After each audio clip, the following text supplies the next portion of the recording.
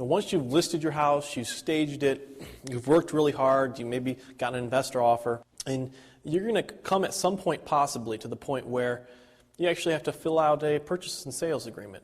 So there's some different ways you can do this.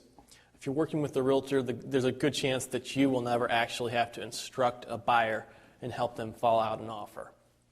However, it's good for you to look at some of the examples I have of how to fill out an offer.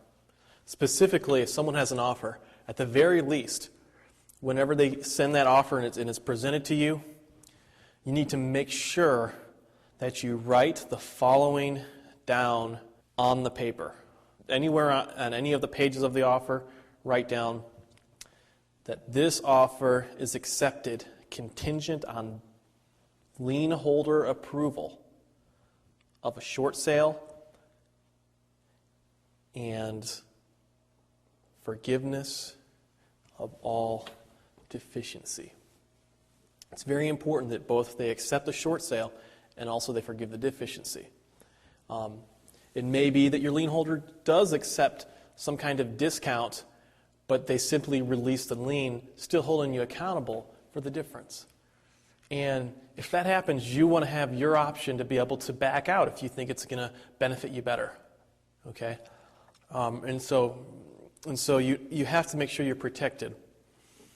I've included an offer addendum with this package, which includes some more specific language, including that language and also others to help protect you. And you can edit that as you please. It also will kind of help set the buyer's expectations as well. And so when you receive an offer, either through your realtor or through a buyer's realtor presented directly to you, you would simply counter offer them. You know, if you're going to accept the offer price for now as is, you would counter offer them saying, we'll accept the offer, but you have to also sign my addendum, which sets expectations for this transaction. The more you have in writing, the better everybody's expectations are set. You know, the smoother the transaction is going to be and the less stressful. It may be that you'll have an occasion to work directly with buyers. I don't know if this is the case, but typically if you're a realtor, you won't be working directly with the buyer, at least not in actually negotiating and talking about price and all that. But sometimes it happens. Sometimes with flat rate listings, discount listings, you'll end up working with the buyer. Sometimes the flat rate listing brokers will even put your home phone on a sign they make for you. So at that point, you'll be talking to the buyers. And if for some reason you need to write up an offer, then use your purchase agreement. You can either get one from your agent. You can actually, get one from local stationery store, like a legal stationery store. Typically, OfficeMax has purchase agreements.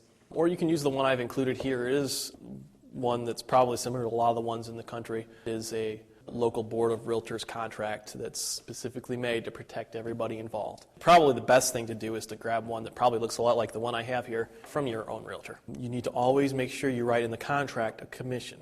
That's important.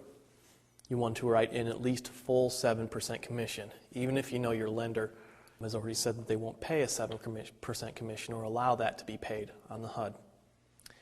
It's important that you put that in there because it's still something to negotiate, something that you can give the lender in exchange. Hopefully they won't ask you too much on other issues. Encourage everyone to write an offer that you're dealing with. Even if the offer is like 60% of the value of the home or 50%. And we've already gotten into this a little bit, but you ask why? Well, lower offers are good for negotiation against the bank. They set the bank's expectations. Also, you can present a low offer to an appraiser who comes out and say, this is the best offer I could get. And that's going to lower, in their mind, their opinion of your house. See, an appraisal, evaluation, it's all completely subjective. Buyers are subjective, and as are any person. And that includes appraisers and agents that do price valuations. And so this can influence them and help them to come up with a beneficial value that allows you to sell your house quickly and easily. The more offers, the better. Writing an offer also involves someone emotionally in your house, and that's a good thing. So even if, say, someone offers really low, they get greedy and want to get a good deal. After they've walked through the house a couple times and spent an hour writing up an offer, and they think about, oh my gosh, how wonderful it's going to be to live here and all this.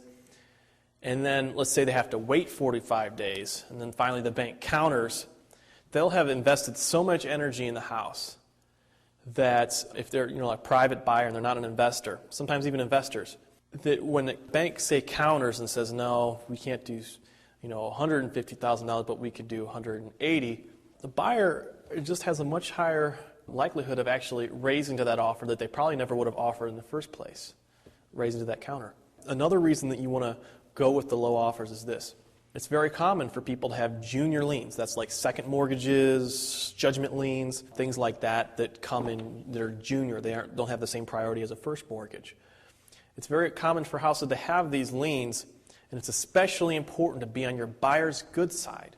So if you went and did crazy negotiation and beat the buyer up and told him his offer, 60% of the value of the house sucks, and you just defended him, but you were able to get him to come up to his very top. Then what happens when you have issues with liens? You're going to see further on down when we get to how to work with HUD-1 settlement statement, which is the way that all houses are closed. They use a standardized settlement statement across the nation to list expenses of a housing transaction. We're going to talk about how you can shift expenses from the seller's to the buyer's side if the bank starts negotiating too hard. And this is especially important when you start dealing with junior liens, because your first mortgage is going to be brutal with the junior liens, and sometimes the junior liens won't budge to the extent that they need to in order to change this transaction. So in that case, you have to try to ask the buyer to concede a little bit. And if you've already pre-negotiated the buyer so that they've offered their highest amount, you've left yourself no room to ask them to help you out and get the house closed at the last second when things can't be all negotiated properly the way that they ideally would be. Okay, so just keep that in mind. Be nice to your buyers and just work with them to make your house close. When writing up an offer that you plan on accepting contingent on bank acceptance, explain that you will still show the house and collect backup offers.